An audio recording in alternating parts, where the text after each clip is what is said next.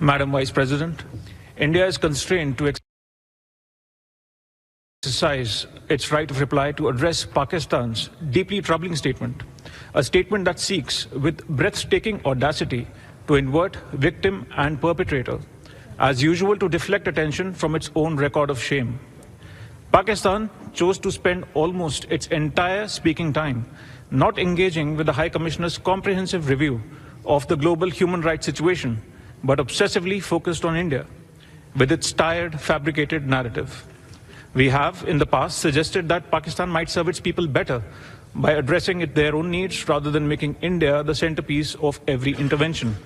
That advice remains unheeded.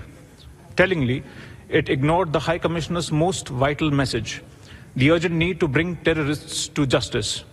No surprise, given its desperation to shield its own protégés.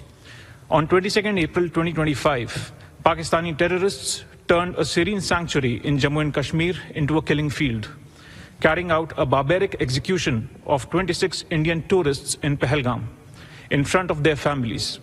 The UN Security Council rightly condemned this reprehensible act of terrorism and called for all perpetrators, organizers, financiers, and sponsors to be held accountable. And we all know that those sponsors operate from Pakistani soil. Pakistan's attempt to mischaracterize Operation Sindoor, our precise and proportionate response, as military aggression is unconscionable. When a state harbors terrorists who massacre innocents, defensive action is not just a right, it is a solemn duty. From hosting Osama bin Laden in its military cantonment to conducting state funerals for globally sanctioned terrorists, Pakistan never fails to disappoint. It claims victimhood while remaining the acknowledged epicenter of jihadist terror.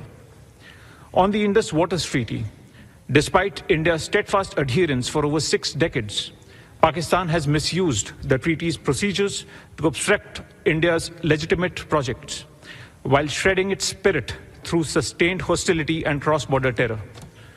The world has changed since 1960.